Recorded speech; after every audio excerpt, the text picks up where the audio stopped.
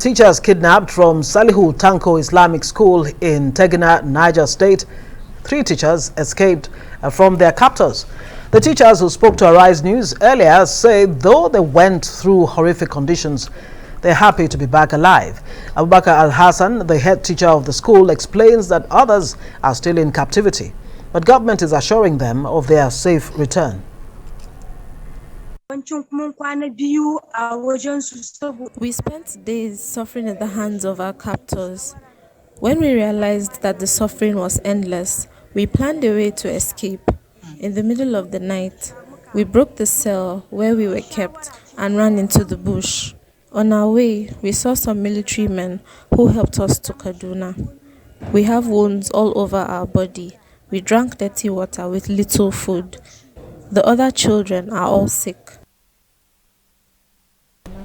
All right, for more on this is Arise correspondent PUNARIMAM FEHINTOla. She joins us now. PUNARIMAM, what do you have for us? Or maybe we should begin with the fact that you bring us up to speed with latest on the kidnap of these, the teachers and the students, more of the students actually.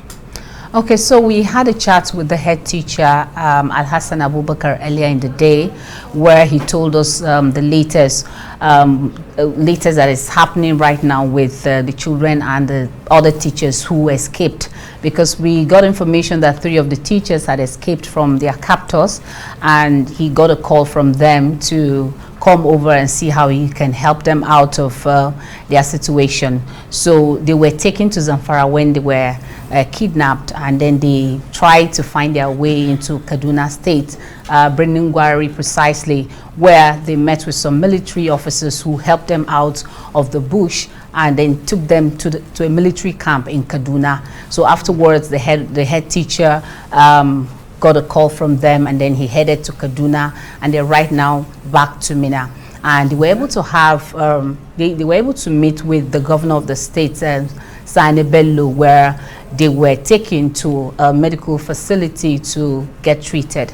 So for now, the 3 teachers are back to Tegina, their community where they belong.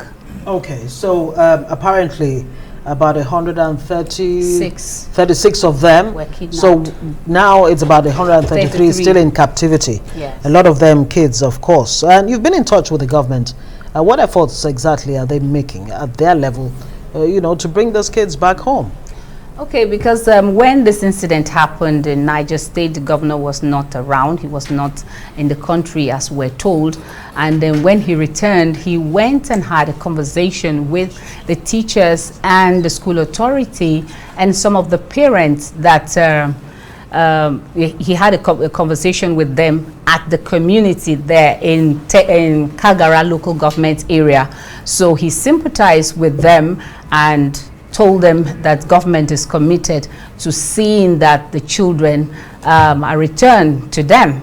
So, and then he was able to mobilize some security forces, the civil defense, the police, the military, and like what we heard, some vigilantes are also part of the security forces. So what he said is that he has been able to empower them with funding and some other mobilities so that they can move into the bushes and see how they can rescue the remaining children. So far the governor said that the security operatives are on ground to see that they rescue the remaining children. And he also has banned the movement of motorcycles in the state. He also has commercial motorcycles. Yes, the commercial motorcycles. And then another thing he did is that he has closed down some motor parks.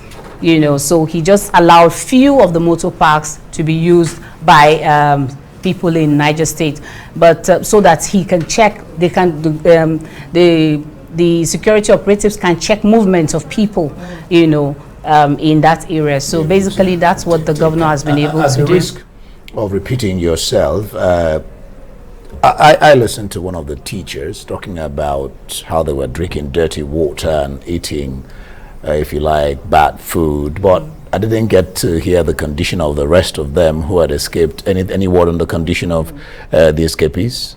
Yes, the teacher, when she was speaking with me in Hausa, she was explaining that the children are not in good condition.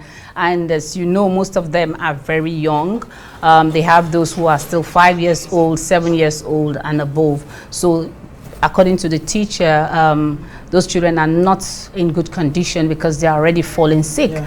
As you may know, they are sleeping on the bare floor, on the ground, so to speak, and, you know, rain, sun, and all of that. So they have to be exposed to that kind of hazardous situation. PUNARIMAM FEHINTOLA, thank you so much for giving us the report on Tegina. That's Salihu Tanko Islamic School in Niger State. We can only hope that they return home safe and sound sooner than later. Thank you very much.